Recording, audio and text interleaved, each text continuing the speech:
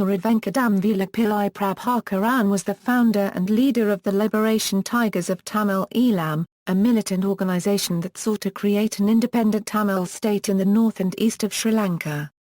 For over 25 years, the LTTE waged a violent secessionist campaign in Sri Lanka that led to it being designated a terrorist organisation by 32 countries. Founded in 1976, the LTTE rocketed to prominence in 1983 after they ambushed a patrol of the Sri Lanka Army outside Jaffna, resulting in the deaths of 13 soldiers. This ambush, along with the subsequent rioting which resulted in the deaths of hundreds of Tamil civilians, is generally considered the start of the Sri Lankan Civil War. After years of fighting, including the unsuccessful intervention of the Indian Army, the conflict was halted after international mediation in 2001.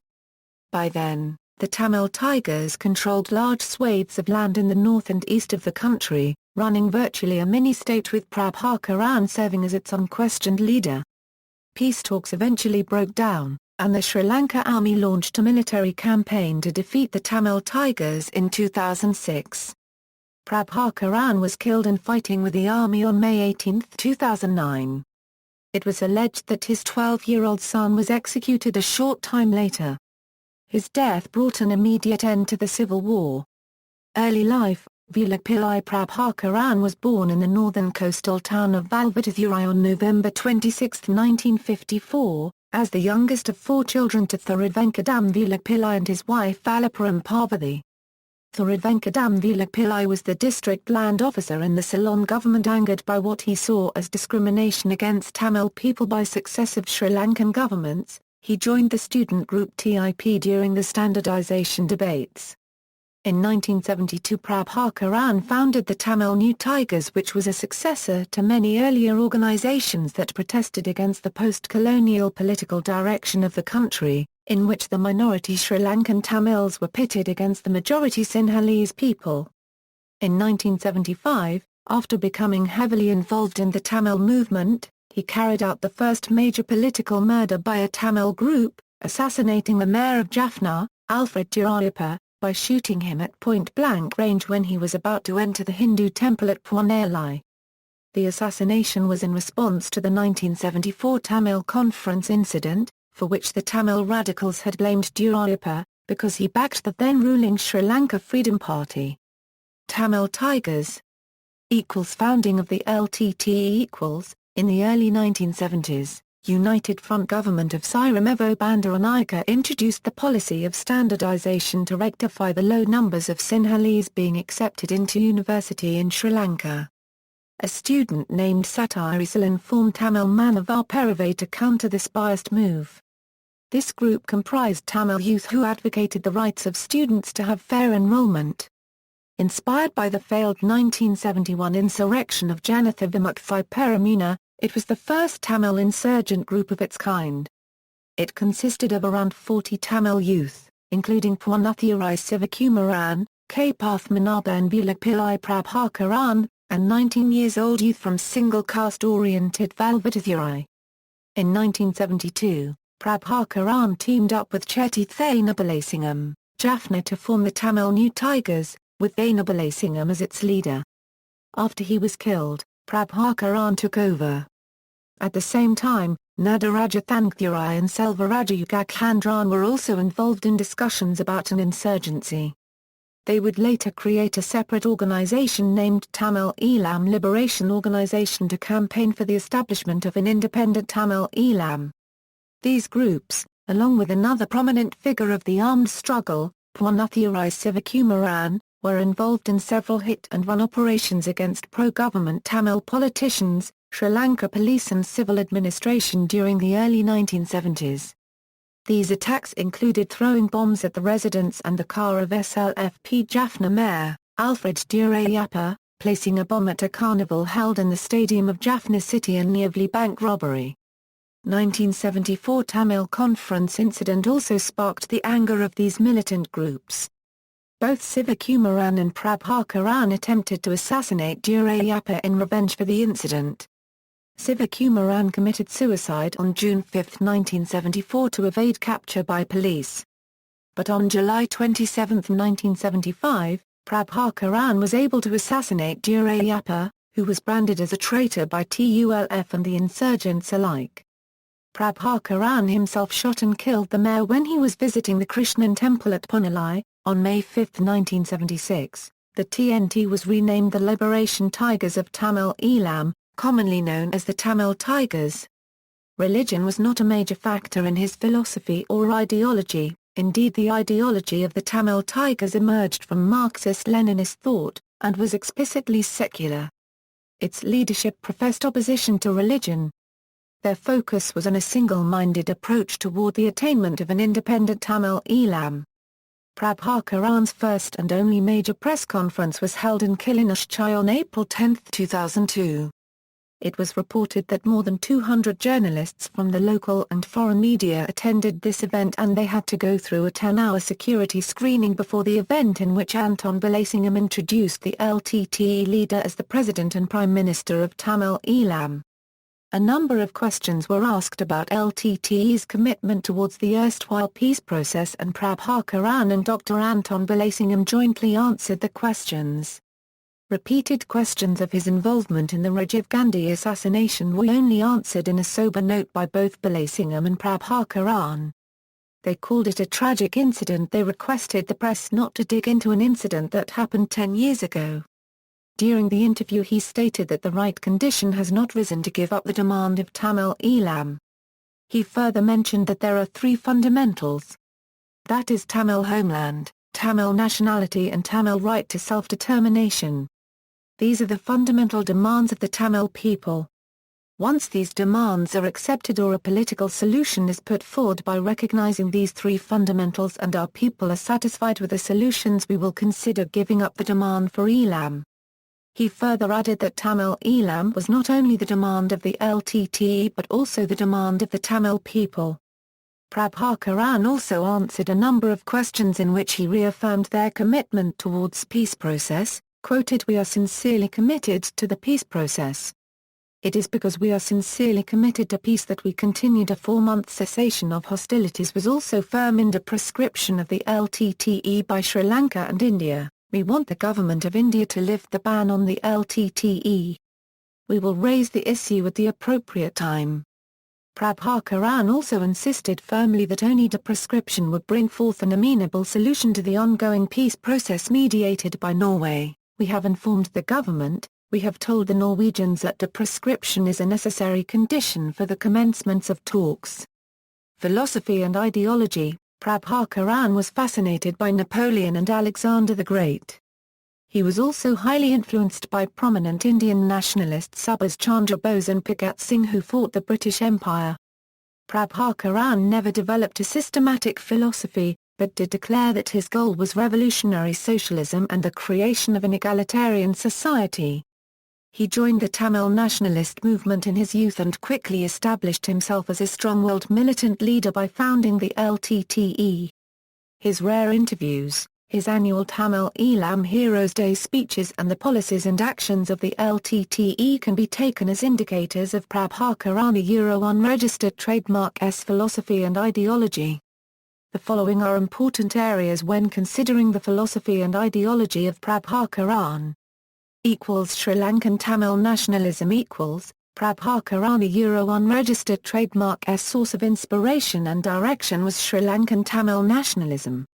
His stated and ultimate ideal was to get Tamil Eelam recognized as a nation as per the UN Charter that guarantees the right of a people to political independence. The LTTE also proposed the formation of an interim self-governing authority during peace negotiations in 2003. Former Tamil guerrilla and politician Dharmalingam Sifadhan has remarked that Prabhakaran's dedication to the cause of the Tamil Eelam was unquestionable. He was the only man in Sri Lanka who could decide if there should be war or peace. Prabhakaran was also called Karikalan for his bravery and his administration. Militarism of the LTTE. Prabhakaran explicitly stated that an armed struggle is the only way to resist asymmetric warfare, in which one side, that of the Sri Lankan government, is armed and the other comparatively unarmed. He argued that he chose military means only after observing that non-violent means have been ineffectual and obsolete. especially after the Thiruvenkadam incident. Thiruvenkadam, a colonel-rank officer, adopted Gandhian means to protest against the IPKF killings by staging a fast unto death from September 15, 1987, and by abstaining from food or water till September 26, when he died in front of thousands of Tamils who had come there to fast along with him. This further strengthened Prabhakaran's resolve that peaceful protests would either be ignored or crushed but never heard.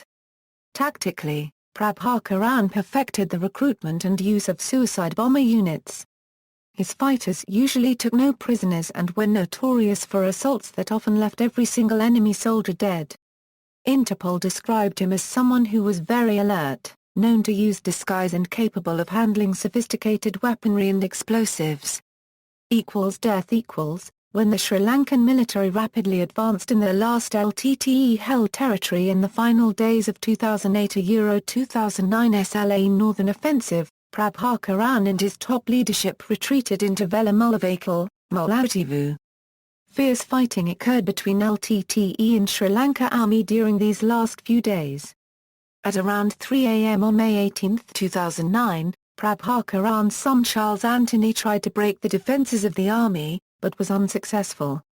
He died along with around 100 other LTTE cadres. Troops found 12 million rupees in his possession. By the noon of that day, reports emerged that Prabhakaran was killed by a rocket attack while trying to flee the conflict zone in a captured ambulance and his body was badly burned. But this rumour was proven false in a short while. Skirmishes occurred also in the evening of May 18 around eastern bank of Nandikadal Lagoon. A team of LTTE cadres consisting of 30 most loyal bodyguards of Prabhakaran and Prabhakaran himself tried to sneak through the mangrove islands of Nandikadal to its west bank. It has been alleged that one bodyguard had a can of gasoline with him to burn the Tiger leader a unregistered trademark S body if he is killed or committed suicide.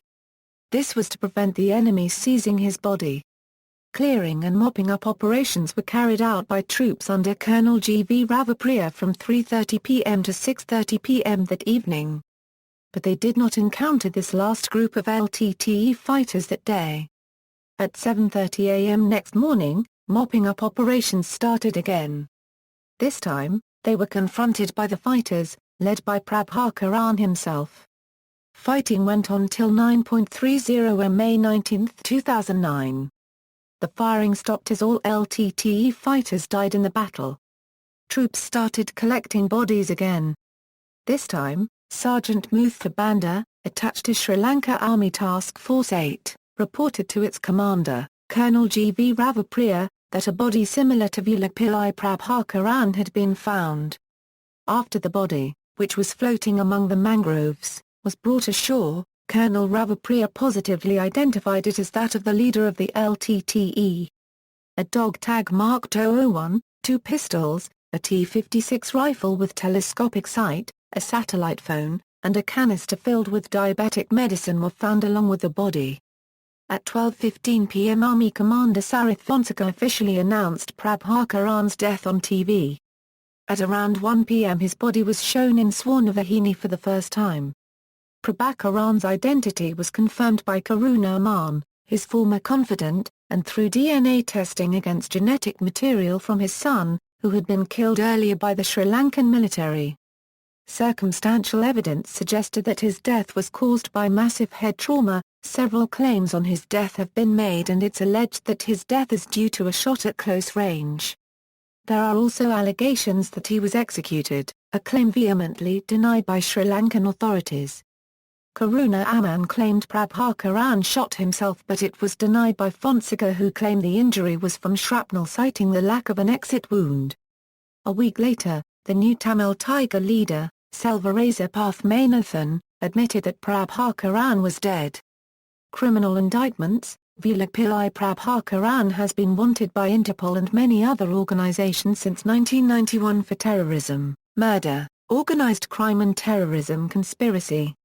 He has been issued an arrest warrant by the Madras High Court in India for plotting the assassination of former Indian Prime Minister Rajiv Gandhi in May 1991, and in 2002 Judge Ambedkar issued an open warrant to arrest him in connection with the 1996 central bank bombing. the judge found him guilty on 51 counts and sentenced him to years in prison. Personal life.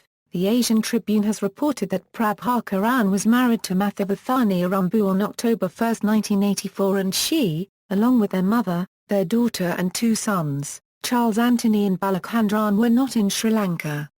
However, Sri Lanka military sources stated that they had recovered the corpse of Charles Anthony. A senior Sri Lankan minister later informed that the Sri Lanka Army had also found the bodies of Prabhakaran's younger son Balakhandran, wife Mathivathani, and his daughter Dhuvaraga. However, the military spokesman Utlayanalakara later stated that there was no information about the whereabouts of the remaining members of the Prabhakaran's family. We have not found their bodies and have no information about them, he said. However, it is thought that the entire Prabhakaran family has been wiped out. The bodies of Madhavardhani, Dhuvaraga and Balakhandran reportedly were found in a bushy patch about 600 meters away from where Prabhakaran unregistered trademark's body was found. It is now believed that his 12-year-old son was executed. Velupillai Prabhakaran's parents, Thiruvenkadam Velupillai and Parvati, both in their 70s, were found in the Mnik farm camp for displaced people near the town of Vavunia. The Sri Lankan military and the government gave public assurances that they would not be interrogated, harmed or ill-treated. Prabhakaran has a sister named Vinodini Rajendran. See also, Pwanathirai Sivakumaran, Nadarajathankthirai, Selvarajayugakhandran, LTTE commanders. References. Further reading, Rajan Hool. The Arrogance of Power, UTHR, Colombo. Pratap, Anita. Island of Blood, Frontline Reports from Sri Lanka, Afghanistan and Other South Asian Flashpoints. Chellamuthakupasamy. Prabhakaran, The Story of His Struggle for Eelam. New Horizon Media Private Ltd. ISBN 978-81-8493-168-6. Chellamuthakupasamy. AAAA, a registered trademark. AAA, a registered trademark. AAAA, a registered trademark. A registered trademark. A New Horizon Media Private Ltd. ISBN 978-81-8493-039-9. External links. United States Pacific Command Assessment of Prabhakaran, BBC profile. The Enigma of Prabhakaran, BBC News reporter. Reclusive Tamil rebel leader faces public, the Prabhakaran phenomenon, final showdown for Tamil Tiger chief Prabhakaran. The Times of India, April 23, 2009, claims of massacre as Tamil Tiger leaders die by Robert Bosley. The Times, May 19, 2009. Interviews and speeches. Velupillai Prabhakaran's interviews at the Wayback Machine. A short assorted list of his interviews at the Wayback Machine. Prabhakaran in first person. T.S. Subramanian. April 2002. Press Meet.